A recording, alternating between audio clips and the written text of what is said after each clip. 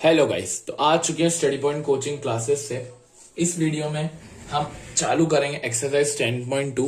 पिछले वीडियो में हमने सर्कल्स के दोनों थ्योरम्स की बात कर ली थी कि एक रेडियस टेंजेंट में 90 बनाती है और दोनों टेंजेंट्स की लेंथ क्या होती है, इक्वल होती है। ये हमने दो थ्योरम देख ली थी। अब हम बात करेंगे एक्सरसाइज 10.2 के फर्स्ट क्वेश्चन की। 10.1 हम इसलिए नहीं कर रहे क्योंकि वो फिल इन द ब्लैंक्स है।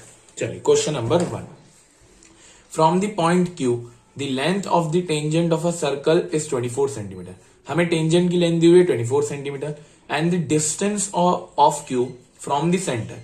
एक्सटर्नल पॉइंट का सेंटर से डिस्टेंस दिया हुआ है 25 centimetre. The radius of the circle will be. बेटा भले एमसीक्यू बाकी हमें करने जरूर है। ये सर्कल है, सर्कल का सेंटर है, Q एक एक्सटर्नल पॉइंट है। एक्सटर्नल पॉइंट से टेंजेंट हम P ले लेते हैं। इसकी लेंथ दी है 24 सेंटीमीटर। सेंटर से इसका डिस्टेंस दिया है 25 सेंटीमीटर। हमें निकालनी है सर्कल की रेडियस जो कि होगी OP। सर हम कैसे निकालेंगे? सर बच्चों बहुत आसान है, लॉजिक लगाएंगे। हमें पता है रेडियस टेंजेंट में 90 डिग्री का एंगल बनाती है ना। थ्योरम से हम प्रूफ कर चुके हैं। इस चीज में मैं पाइथागोरस थ्योरम लगा सकता हूं क्योंकि एक राइट एंगल ट्राइंगल है, बिल्कुल लगा सकता हूं। तो इसमें मेरी हाइपोटेनियस हो जाएगी QO, अपोजिट एंगल है तो 25 का स्क्वायर, हाइपोटेनियस का स्क्वायर। मेरी परपेंडिकुलर हो जाएगी PO और मेरा बेस हो जाएगा 24 का स्क्वायर। तो ये होता है 625 equals to PO square plus 576। 576 उधर चला जाएगा माइनस में, तो इधर बचा PO स्क्वायर, तो ये हो जाएगा 49 equals to PO square. PO की वैल्यू आ जाएगी 7 सेंटीमीटर। तो ये मेरे रेडियस कितनी आ गई? 7 सेंटीमीटर। सिंपल सा क्वेश्चन था। क्वेश्चन नंबर 2 की तरफ हम बढ़ते हैं। इन फिगर, हमें यहाँ पे फिगर दिया ही हुआ है।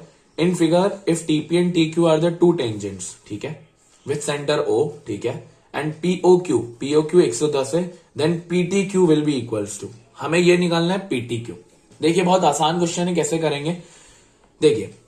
PT हमारी टेंजेंट है, OP हमारी रेडियस है। टेंजेंट जो रेडियस पे कितने डिग्री का एंगल मारती है? 90 डिग्री। तो एंगल P 90 होगा। सेम OQ मेरी रेडियस है, TQ मेरी टेंजेंट है, तो ये भी 90। और ये जो पूरा फिगर बन रहा है मेरा क्वाड्रिलेटरल है। क्वाड्रिलेटरल के चार एंगल्स का सम कितना होता है? 360। तो प्लस करें 90 90 180, 180 और 110 290। 360 में से माइनस करोगे तो आएगा 70 डिग्री।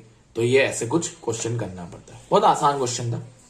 थर्ड करते हैं। If tangents PA and PB from a point P to a circle centre O are inclined to each other at an angle of 80 degree, then POA is equals to. चल भैया question number 3 पे है। Second हमने book में ही कर लिया था। एक सर्कल है, उसका एक एक्सटर्नल पॉइंट है P, उससे दो टेंजेंट्स बन रही है PA और PB। वो दोनों टेंजेंट्स 80 डिग्री पे इंक्लाइंड है, मतलब झुकी हुई है। मुझे ये बोल रहा है कि मुझे POA निकालना है। क्या निकालना है? POA मतलब मुझे पहले तो इसको ज्वाइन करना पड़ेगा POA को। मैं POB को भी ज्वाइन कर देता हूं। तो मुझे याद रखना ये वाला एंगल निकालना है। कैसे निकालेंगे? बहुत आसान है। देखिए सबसे पहले ये जो है पूरा एंगल 80 है। AO मेरी रेडियस है, PA मेरी टेंजेंट है, तो ये A वाला तो 90 डिग्री होगा थ्योरम के द्वारा, B वाला भी मेरा 90 डिग्री होगा। सेम क्वाड्रिलेटरल बन रहा है तो हम O एंगल पूरा निकाल लेते हैं। 90 और 90 180, 180 और 80 260। 360 में से माइनस करोगे तो आएगा 100 डिग्री। अब मेरा एंगल पूरा 100 डिग्री है, मुझे सिर्फ इतना निकालना है, तो ये इसका आधा है, तो ये कितना आएगा? 50 डिग्री। तो हमने क्वेश्चन नंबर 3 भी कर लिया। कुछ ऐसे करते हैं हम क्वेश्चंस को। अच्छा मैं आपको एक चीज बता दूं कि इसमें जो क्वेश्चन नंबर 6 रहेगा आपका, वो रहेगा आपके लिए होमवर्क। सिंपल सा क्वेश्चन है। The length of the tangent from point A at a distance of 5 centimetre from the centre. Centre से डिस्टेंस दिया हुआ है 5 सेंटीमीटर और लेंथ दी है टेंजेंट की 4 सेंटीमीटर। आपको निकालनी है रेडियस। जैसे फर्स्ट क्वेश्चन किया था वैसे ये क्वेश्चन भी है, तो ये आप खुद कर लेंगे। चलो तब हम बढ़ते हैं क्वेश्चन नंबर 4 की तरफ कि क्वेश्चन नंबर 4 हमसे क्या कह रहा है। Prove that the tangents drawn at the end of a diameter of a circle are parallel. बोल रहा है कि जब आप एक सर्कल ड्रॉ करोगे और आप ड्रॉ कर रहे हो eight the end of the diameter, जैसे मैं एक डायमीटर ले लेता हूं, तो एक पॉइंट ये आ रहा है, एक पॉइंट ये, यहां से टेंजेंट बनाई गई है, तो कुछ ऐसा बन रहा है। इसको नाम दे देते हैं ABCD, पॉइंट मीटअप करवा देते हैं P और Q की। तो ये बोल रहा है कि आपको प्रूफ करना है कि ये दोनों टेंजेंट्स आपस में पैरेलल है, A B parallel to C D. अब बोलेंगे आप सर दिख तो रहा है, दिखने से काम नहीं होगा, हमें करना पड़ेगा। कैसे करेंगे? देखिए बहुत आसान है कि ये जो ओपी है ये सर्कल की रेडियस है, ए बी हमारे सर्कल की क्या है? टेंजेंट है। तो सर्कल की रेडियस टेंजेंट पे 90 डिग्री का एंगल बनाएगी, सेम जो अब लॉजिक लगाते हुए आ रहे। सेम जो ओ क्यू है वो सी डी पे भी 90 डिग्री का एंगल बनाएगी, ये वाला। अच्छा आप ये भी ले सकते हैं, वहां पे भी ले सकते हैं। अब आप यही देखिए कि ये दोनों एंगल 90 डिग्री के दिख रहे हैं ना, ये दोनों एंगल 90 डिग्री के हैं। और आप ये देख सकते हैं कि दोनों एंगल अल्टरनेट इंटीरियर है। क्लास 9 में हमने ये पढ़ा है कि अल्टरनेट इंटीरियर एंगल्स है ये। और जब भी अल्टरनेट इंटीरियर एंगल्स इक्वल होते हैं तो लाइंस क्या होती है? पैरेलल होती है। सिंपल सा लॉजिक।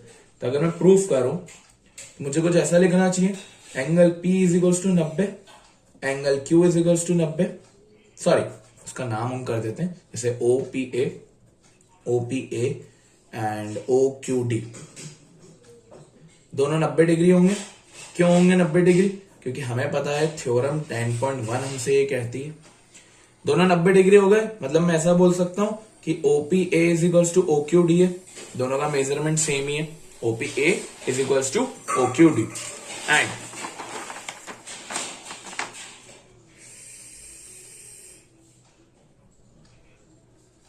फिर हम लिखेंगे both are alternate interior angles, and if alternate interior angles are equal then lines are parallel।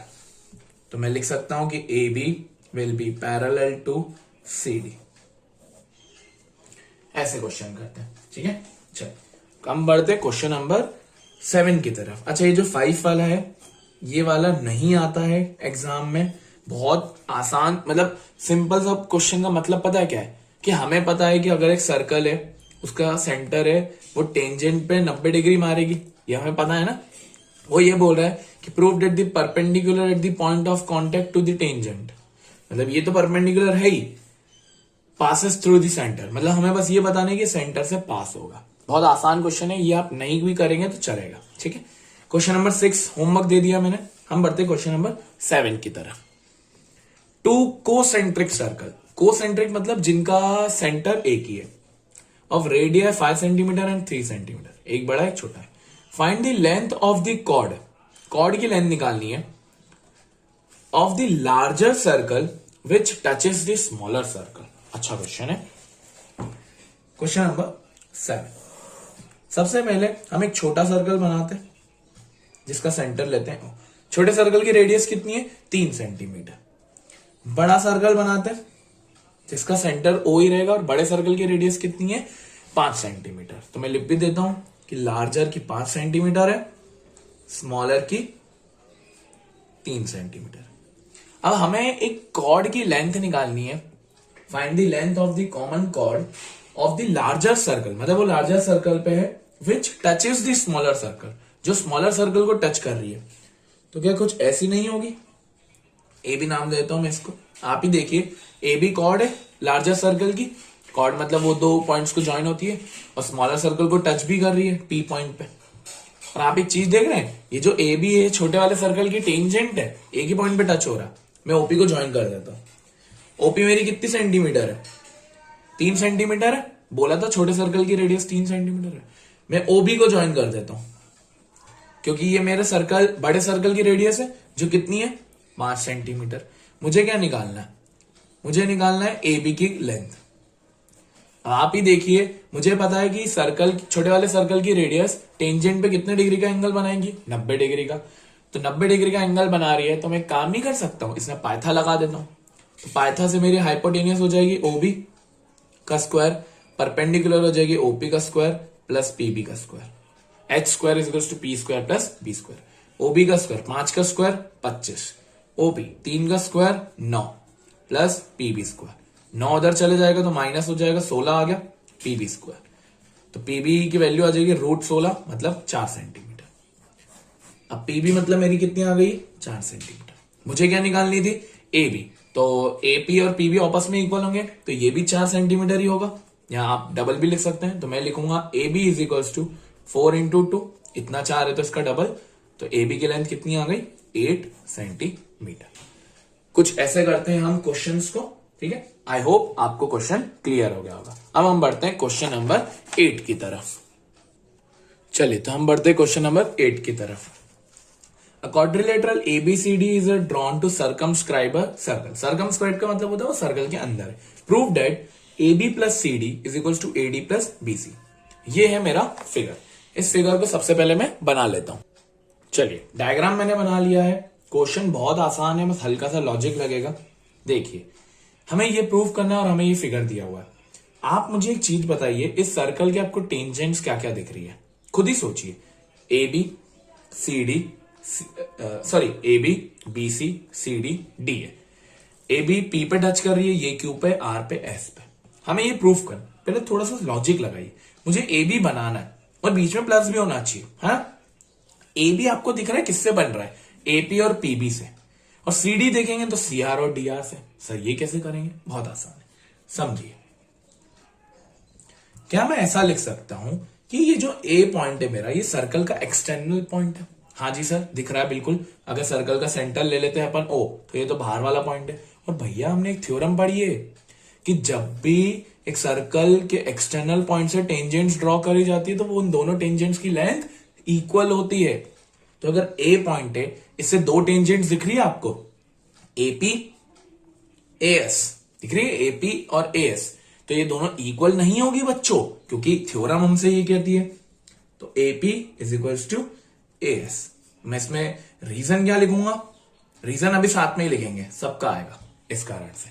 फिर अब थोड़ा सा लॉजिक सब में ही लगेगा, जैसे बी भी एक्सटर्नल पॉइंट है, सी भी है, डी भी है, बट उसको लिखने का तरीका है बच्चों।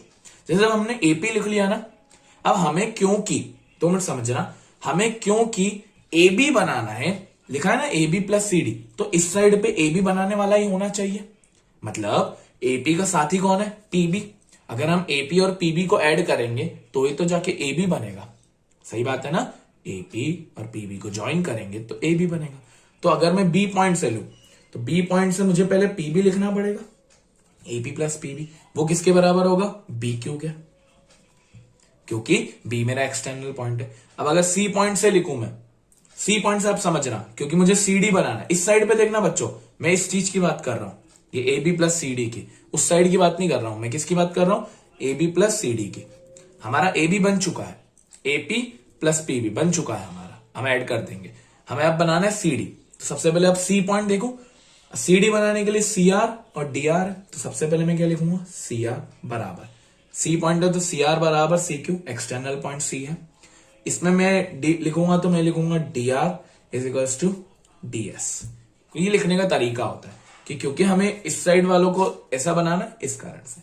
तो मैं लिखूंगा फ्रॉम, हमने एपी बराबर ए लिखा, from B C and D, और सबके रीजन में क्या होगा, थ्योरम 10.2 कि एक्सटर्नल पॉइंट से जो भी टेंजेंट्स ड्रॉ होती है वो क्या होती है, इक्वल। अब मैं इन सबको क्या कर दूंगा, ऐड कर दूंगा, एडिंग ऑल। तो मैं लिखूंगा A P plus P B P B plus C R plus D R, इस साइड वालों को प्लस किया, इज इक्वल्स टू क्यों लगा रहा हूं, क्योंकि सभी इक्वल है आपस में।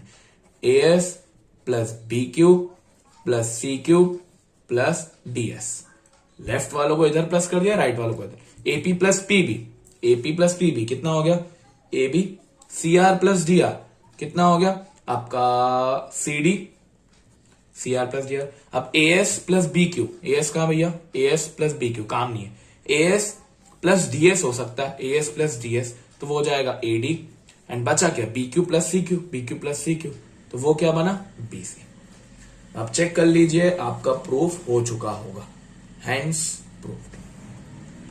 कुछ ऐसे करते हैं, बस लिखने का तरीका आपको पता होना चाहिए, तो क्वेश्चन यू बन जाएगा, ठीक है। आई होप आपको पूरी के पूरी एक्सरसाइज में कुछ अभी तक डाउट नहीं होगा। हमने 8th क्वेश्चन तक कर लिया है, नेक्स्ट वीडियो में हम आगे के क्वेश्चंस देखेंगे। Thank you for watching this video, Radhe Radhe.